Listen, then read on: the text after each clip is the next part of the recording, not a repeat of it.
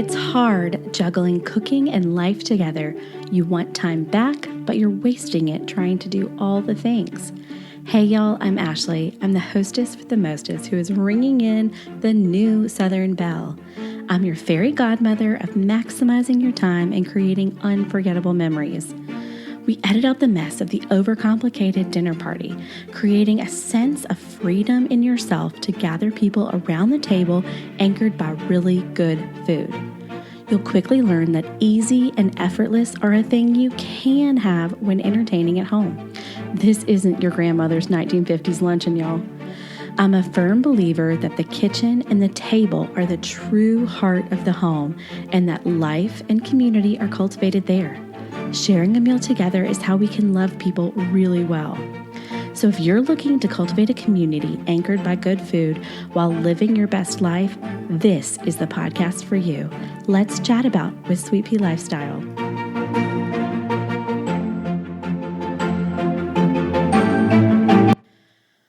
We all begin the new year with a wishful toast to our resolutions and intentions.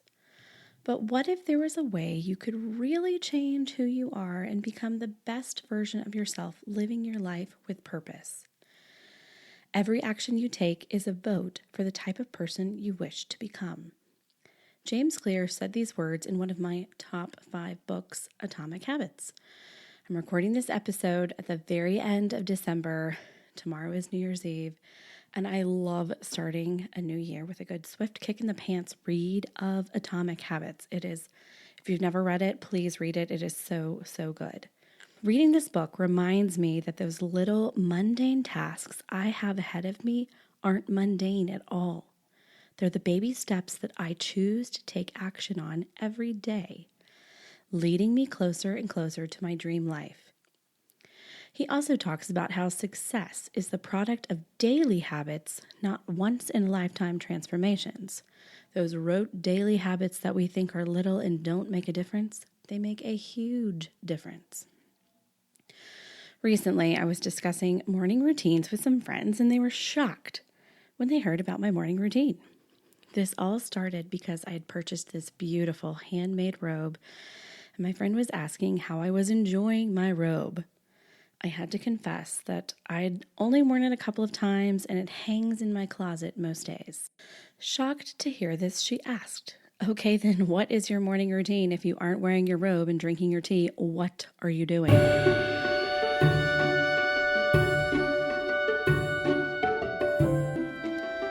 begin my day by making my bed, doing my skincare, and getting completely dressed. Then I make my first cup of tea. My friends were shocked to hear that I did not, in fact, make my tea first, then do the other things. The last couple of years, I've really worked on habitual routine. I'm not often in the same place, and I've been working to curate a routine that goes wherever I am, whenever I need it. And one of the ways I do that is by habit stacking. If I want to wake up and have a productive day, I need to make my bed. That little hit of dopamine every morning sends this explicit signal to my brain that it is time to get shit done. The little mundane task of making my bed signals that it's time to do my full skincare routine in the morning. After my skincare routine, it means time to get dressed and ready for the day. Then and only then am I ready for the day and my first cup of tea. I purchased an old 1990s tea brewer from eBay. When I was a kid, I saw this and thought, oh my gosh, when I'm an adult, I want that in my kitchen. And it's not as cool as you think it is. There's no way to preset it, so it automatically begins brewing at a set time. So it's a little bit of a letdown. I did have this ideal morning where I would be greeted with the smell of hot tea wafting into my room that then I would put on my beautiful handmade robe, enjoy my cup of tea while I got dressed for the day and, did all the things. Anyways, however, my evening routine includes prepping this tea maker. So all I have to do is push a button and it starts brewing.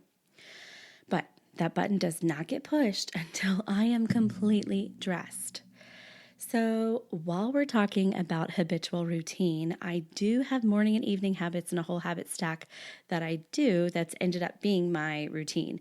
It didn't start with being my routine. I had to cultivate these habits and the habits stack to make it my routine. Since we're talking about habits, we're going to deep dive into these habits, and we'll be going over automation and routines in this little series. But all of these work together. These small habits become your routine, therefore, they become automated, and you just do them without even thinking. When you are cultivating a new habit or a new routine, it's easier when you stack those habits together. So, if you want to have an easygoing morning, if I want to have an easygoing morning, if you want to have an easygoing morning, you need to do some prep the night before. I do prep the night before. My evening routine looks like making sure there are no dishes in the sink, that my pillows on my couch are fluffed and where I want them to be, the blanket is folded, there's no clutter around. In my mind, it looks show ready before I go to bed. Then, when I go into my bedroom, I pick out my clothes for the next day, laying them on my chair. I then unmake my bed and get it ready for me. Yep, I enjoy the turn down service, y'all. I mean, if you don't do a turn down service for yourself, start doing it, and it will bring you so much joy, and it's such a small little act to gift to yourself. So then I move into my evening skincare routine, and you are hearing a lot about a skincare routine. That's the only area that I'm really consistent in my life, just letting you know. So after I've done these few things, I get in my bed. And for the last few months, I've had a really terrible, nasty habit of scrolling TikTok and Instagram. And I just refuse to do that in this new year. I know it is not healthy whatsoever. And I'm really trying to move away from that. So I have a book ready to read on my nightstand, and I'll read 10 pages. Sometimes it's way more than that because if I'm at the end of a chapter, I like to finish a chapter. Anyways, it's the whole thing. I then go to sleep, and the next morning it is so easy to do my morning routine because I know I need to make my bed. It's the first thing I do, which means it's time to do my skincare routine. Then it's time to get dressed. My clothes are all set out. I don't have to make any decisions. Everything is ready.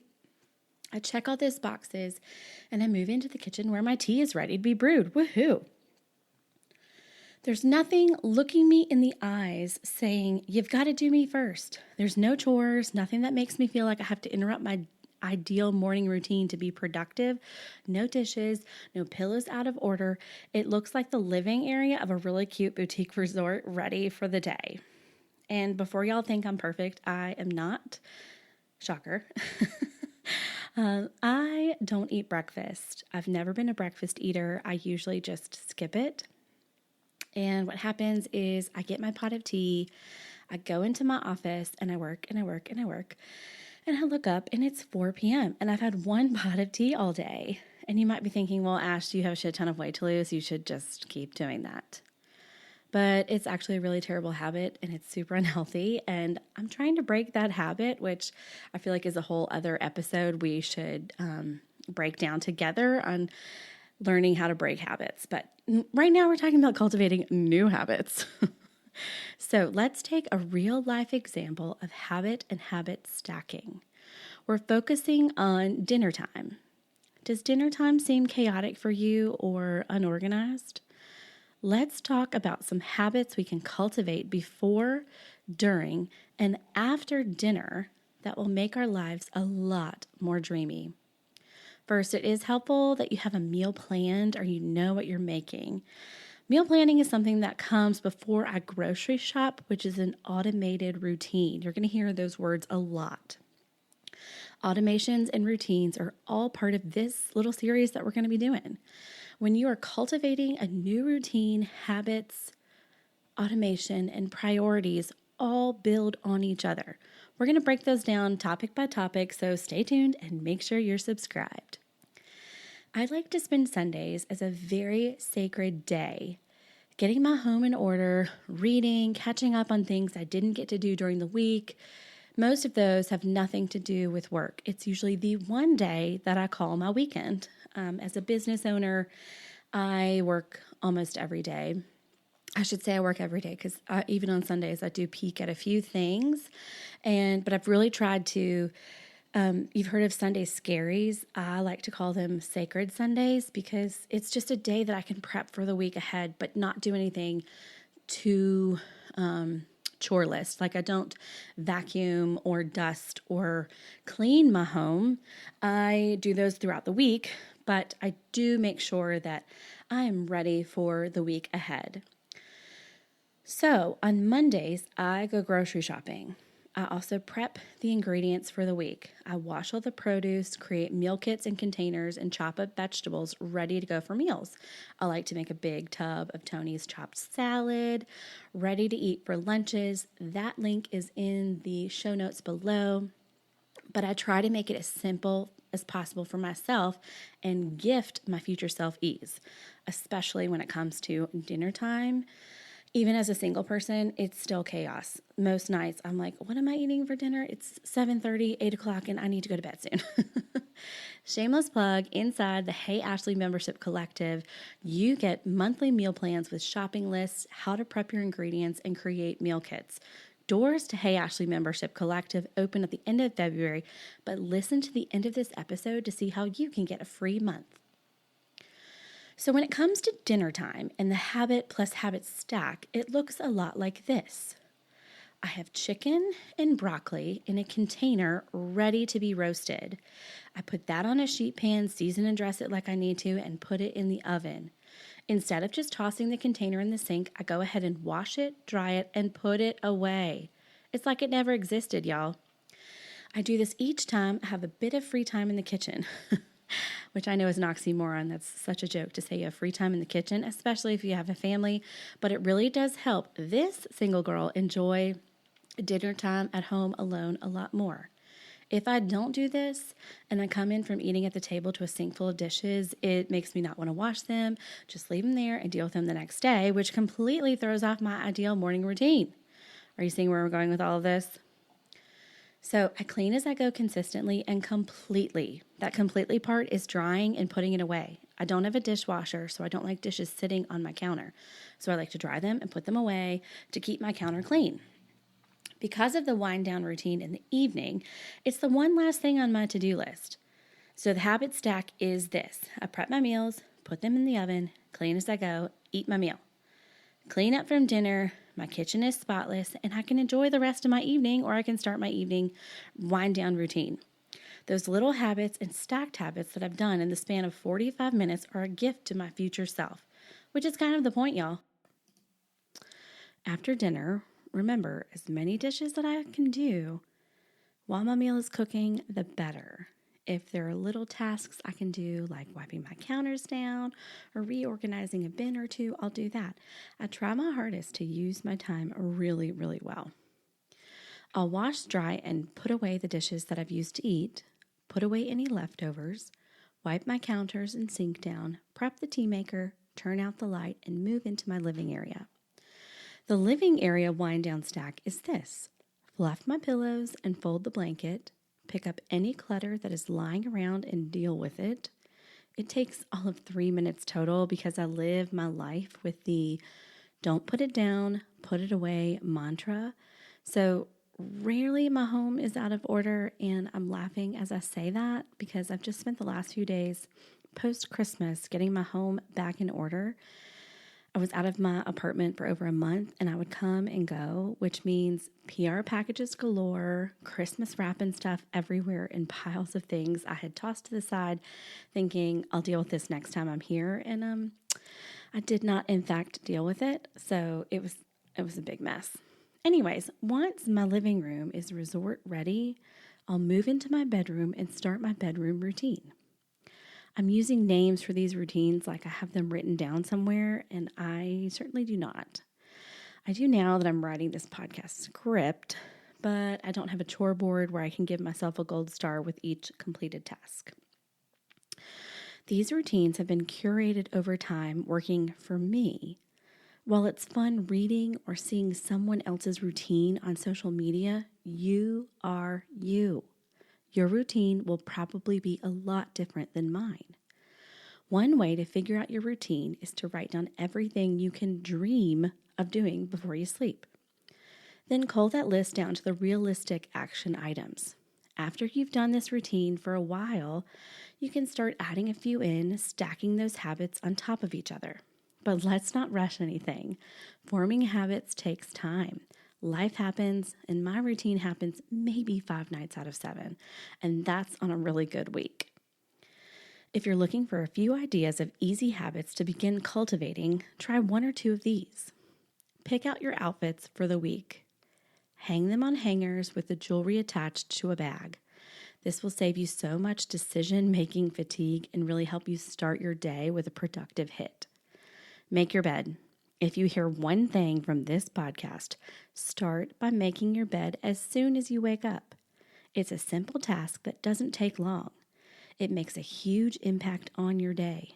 You've accomplished something, it's made, and you're less likely to get back into it, and you get to do the turn down service for yourself in the evening. Woohoo! Prep your groceries. Take 1 hour to wash it all, slice, dice, and prep the ingredients for the week. When you are rushed off your feet but can toss some protein and vegetables on a sheet pan, dinner doesn't seem quite as daunting.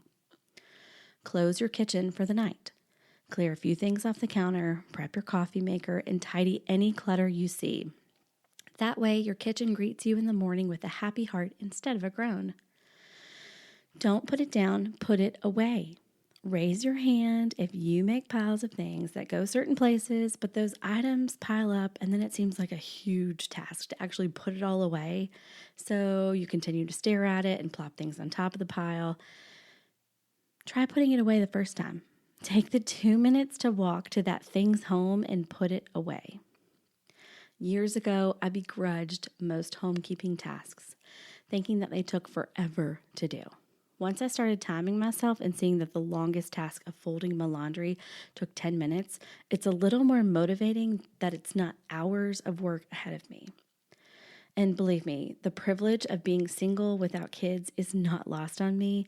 My tasks take far less time than others because I don't have distractions, and not saying that kids or husband or boyfriend or whatever is a distraction. I'm saying it's easy for me to do this because it is just me here. I don't even have a pet. So it's way easier for me to focus on actually doing these tasks and completing them and not being distracted by other things. If your goal is to become the best version of yourself this year, let's start by cultivating habits and stacking them together to create your dream life. Creating your dream life sounds overwhelming, unsettling, and all around unattainable, right? But I'm here to tell you that when you cultivate habits that are life-giving, your dream life is not that far away. I'm so excited you're here listening to Let's Chat About with Sweet Pea Lifestyle. I'm Ashley. Thanks for joining me. Heaps of love, y'all. Are you ready for a free month of the Hey Ashley Membership Collective? Let me tell you how to get it. Go ahead and subscribe, rate and review, leave a comment here on this podcast, then send me a screenshot. The email address is listed in the show notes, and I cannot wait to gift you a free month of the Hey Ashley Membership Collective. So excited for y'all. Send me those screenshots.